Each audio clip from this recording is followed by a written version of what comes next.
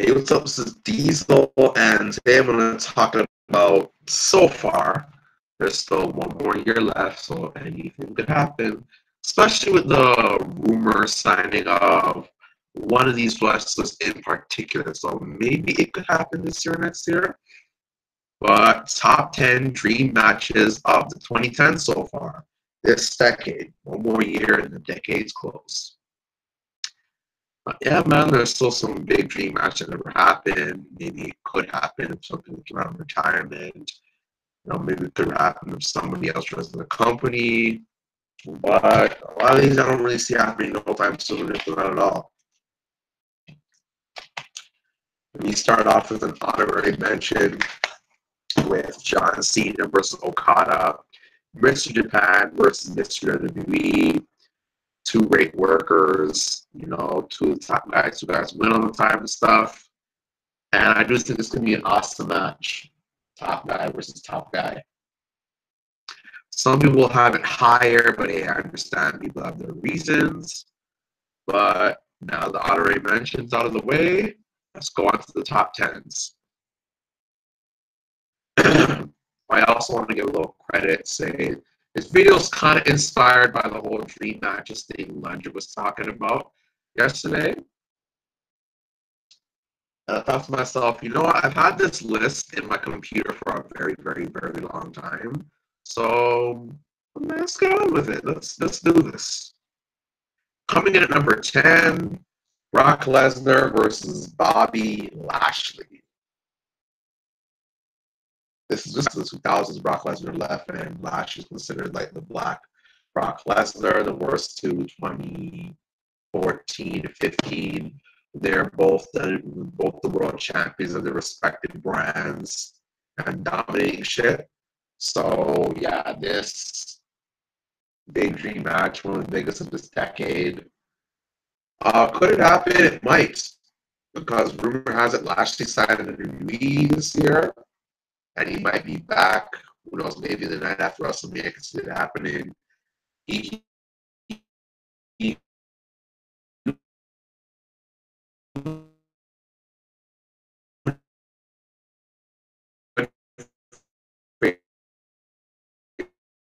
but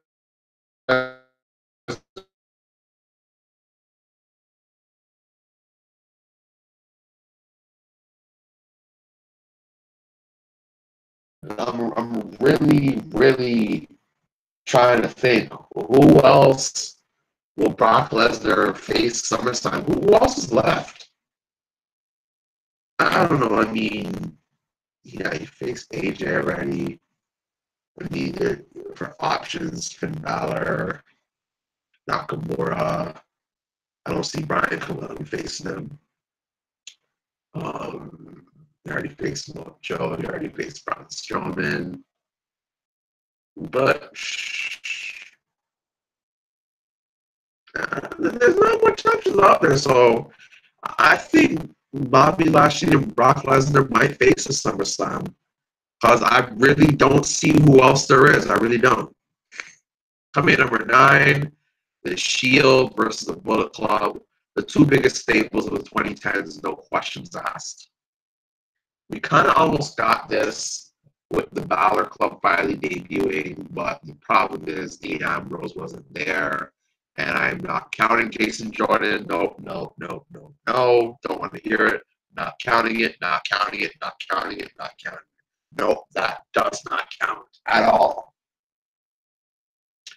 But yeah, it doesn't even matter which version, whether it's the Balor Club, whether it's the Club, whether it's the Bullet Club, whether it's the AJ Styles, the Young Bucks, Kenny Omega, the Young Bucks. Not as much for Cody Rhodes, the Young Bucks, to be honest with you. More one of the three leaders of Finn Balor, AJ Styles, or Kenny Omega, alongside with Anderson and Gallows or Young Bucks. It has to be either one of those three leaders or one of those two tag teams. Anyone else is just watered down. But yeah, two biggest and coolest stables of this decade, bar none. I mean, Nexus could have been a cool stable. Cena ruined that quickly. Wyatt's, they were on and off. Again, Cena ruined that. And Sanity, they might come up to the main roster. I hope they come up together and, they can be cool. So I hope no one ruins them because they're one of my favorite things going right now. Even though, I haven't checked out what they've done in a while still. I want to see them in the main roster. I hope they do well. But yeah, man. Two biggest and best and coolest stables of the 2010s, bar none, going at it, all those great workers. And I feel that'll be one awesome as hell match. Coming in at number 8, the Young Bucks versus the Usos. What more have I said? I haven't already said. Two of the best tag teams this decade. The two best tag teams of 2014. And two of some of the best tag teams of the last year. So WWE's best tag team of this decade versus non-WWE best tag team of the decade. Super Kick Party. I feel it'll be an awesome match, great storytelling. And if Young wants to come to the media face Usos, that'll be fucking huge. Do I see it happening? Not right now, not for a while. Maybe in the next decade. Definitely not next year. Coming in at number 7, AJ Styles versus Kenny Omega, former Bullet Club leader versus now former Bullet Club leader. Two of currently the best in-ring workers in the world right now, American wrestlers. Japanese, I can't really say, but two of the best, no, sorry, because Kenny Omega is Canadian, two of the best North American wrestlers in the world, bar none. Kenny Omega, AJ Styles.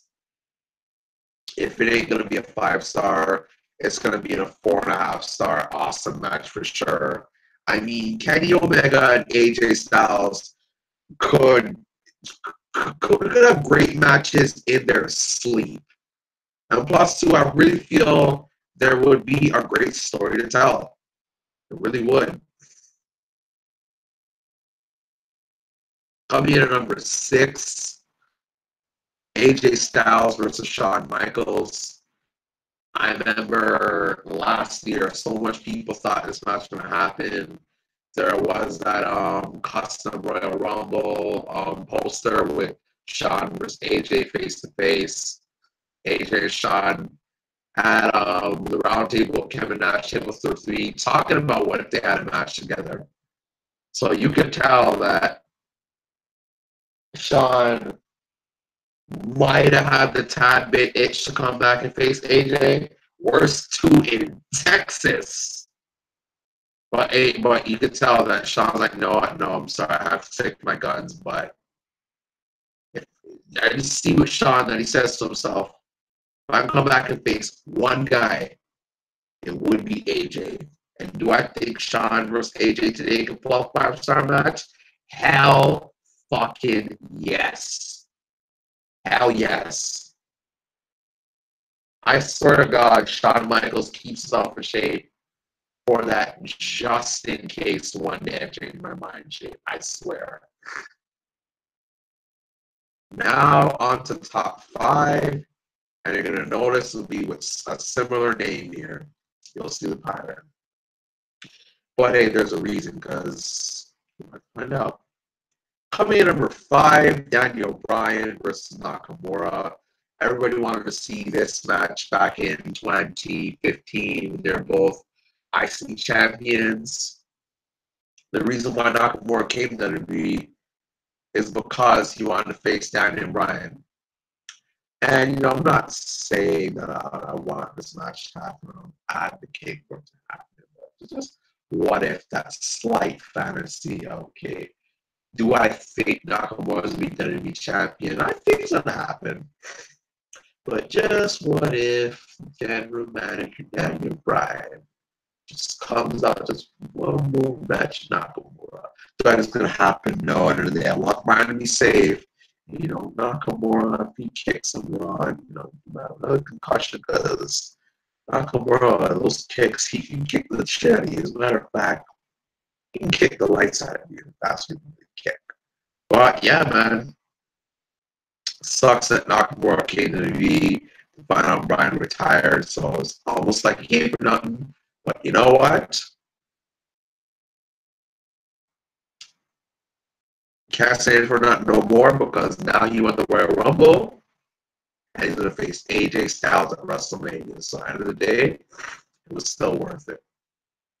Coming in at number 4, this could be debatably higher, but you'll see why it wasn't higher. I mean, don't get me wrong, number 4 is good, but I did think I put it number 2 or 3, but it's kind of a toss up, but I'm gonna keep it at number 4.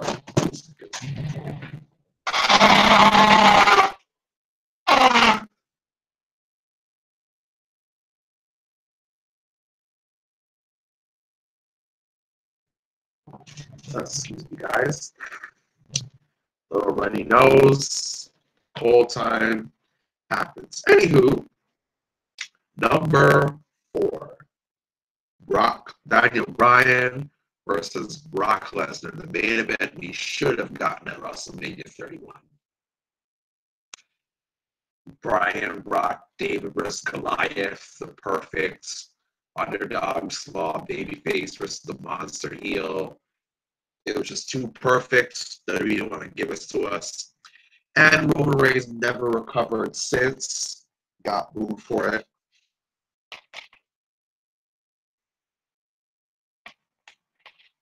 I mean, do I think this potentially could be the best match of Brock Lesnar's career? Potentially, yes. And if it wasn't going to be the best match, it damn sure had to be the second, third best match. Could it top Undertaker versus Brock Lesnar at Hell in a Cell in at Unforgiven 2002? Hell fucking yes.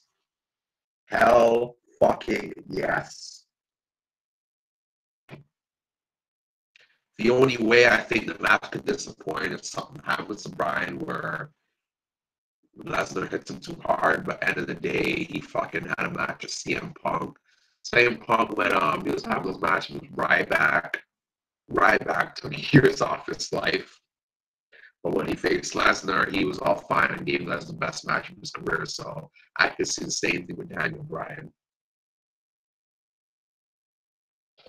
And coming in at number 3, Daniel Bryan versus Shawn Michaels. A lot of us thought they were building that up for WrestleMania 30. But hey, Bryan won the title and beat Evolution in one night. So it was worth it, but yeah, a lot of people thought we were going to get WrestleMania 30. A lot of people thought this was a build up, or even if it wasn't WrestleMania 30, some people thought it was going to be some other pay per view because they were kind of building it up. This could have been easily Daniel Bryan's best WWE match had this happen. Same thing with Brock Lesnar, I feel, but yeah. Shawn Michaels, this could have been an awesome WrestleMania match and would have continued Shawn Michaels' awesome WrestleMania legacy. Yeah, and also too, teacher versus student. Coming in at number 2, Daniel Bryan versus Kurt Angle. Two of some of the greatest submission and technical wrestlers of all time. Two of some of the best wrestlers of the 2000s. And yeah, like what more can we say about this? Great technical wrestlers. I wish WWE hired back Kurt Angle earlier so this match could happen. And again, the table for 3, Kurt Angle and Daniel Bryan. We're talking about what if they had this match, talking about the match to go and stuff. And submission holds back and forth. Who would tap first? I mean, hell, even if they want to do it, well, I don't know if they could do it now because unfortunately they just caught Kurt Angle so damn late. I kind of feel another good time where since they announced Kurt Angle was going to be Hall of Fame, if they had them wrestle at that WrestleMania last year or whatever he came, That's 2016. Yeah, we came last year. I remember he had a match last year, at the beginning of the year, and he looked pretty good. So if they're to do the match right there and then, I think it would have been something great. But yeah, notice how number 2 to number 5, all Daniel Bryan matches. That's one of the reasons he's one of the biggest stars of the 2010s. And people ask me my top 10 wrestlers of the 2010s. And my number 1 goes to Punk, number 2 goes to Bryan, number 3 goes to Cena. Number 2, I still give to Bryan because how over he was, not many wrestlers to be that over. But coming in my number 1, and no, this time it's not a Daniel Bryan match. Undertaker versus Sting. They had 2 opportunities to do it. WrestleMania 27 at the beginning of the decade, no, not 2011, second year of the decade, sorry. Was the beginning. But unfortunately, Sting kind of turned it down, and I think he talked about regretting it. And WrestleMania 31, it could have happened. I don't know. I do hear rumors that Undertaker actually declined for the match for whatever reasons. I couldn't believe that, to be honest with you. But yeah, Undertaker versus Sting. Let's go back to Monday Night Wars. Dark characters versus 2 been loyal to the respective brands. Sting for WCW, TNA, Undertaker for WWE. Both dark, have the black and stuff. It's gonna have been a very. I think in 2011, WrestleMania 27, that was the last chance for a truly awesome match because 2011 was the last year Taker did the jumping clothesline and the suicide dive, and he had the long hair before he cut it off and put on that stupid mohawk that I hate. But yeah, I feel could have had a really awesome no DQ match. You know, Sting bring it off the bat. And I'm going to say a very unpopular opinion, but had Sting ended the WrestleMania streak at WrestleMania 27 and then Undertaker tap out, I would have been cool with that. I would have been cool with it. Like, let's say it goes to Brock Lesnar, who would I be cool with breaking Undertaker's streak? I still would have been cool with Randy Orton at WrestleMania 21. So I thank God he didn't do that. I want to say Batista at WrestleMania 23, but the problem was fans were starting to boo him, and he was beating everybody.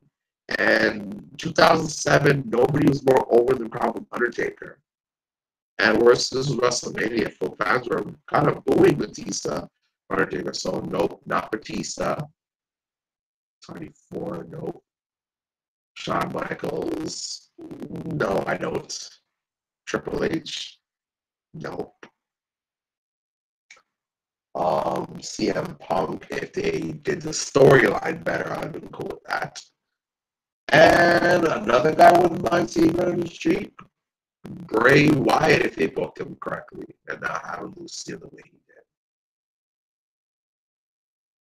But yeah, Undertaker versus Sting, hands down, gotta be the biggest dream match of this decade. Will it happen now? Nah, bro. Too late. They're both old, both in their 50s. Sting has that neck problem. He says he held off on the surgery to get a match with Undertaker, but bro, it's not gonna happen. Just forget about it. Just get the surgery, live out with life, and we can just fantasize about the match or play it in WWE 2K. Whether it be 2K 15, 16, or 17. And this year, 18, because I know they would keep singing Undertaker in the game, so will be available for 2K18 too. So you know what? Best thing you can do if you still want to see this match, play it on 2K. Because honestly, it's not happening. Just forget about it. Sting is damn near 60, bro. Damn near 60. I'll never forget when I told my boxing trainer and his nephew was my closest friend. I was staying at that neck spinal stenosis, I think it's called. And the first that came out their mouth, Jamil, you know he's retiring, right? You know he has to retire, right? He's retiring. Yeah, he's done. First words, no hesitation, not even up for debate. They flat out told me, Jamil, Sting is done. He cannot wrestle after that. No way in hell. And what's it called? Now, the worst too with his age, because where's my boxing trainer? He's in his 50s, like Sting and Undertaker. So he knows, no, that can't even happen. Plus, I thought about it. But Undertaker versus Sting in the future, no. Just no. Would WWE even clear Sting to wrestle that match? Nah, they wouldn't. If they don't clear Brian with, and despite doctors saying, yeah, he can wrestle, why would they let an old man with spinal stenosis wrestle another match? I don't see it happening at this point. So, no, guys, match not going to happen.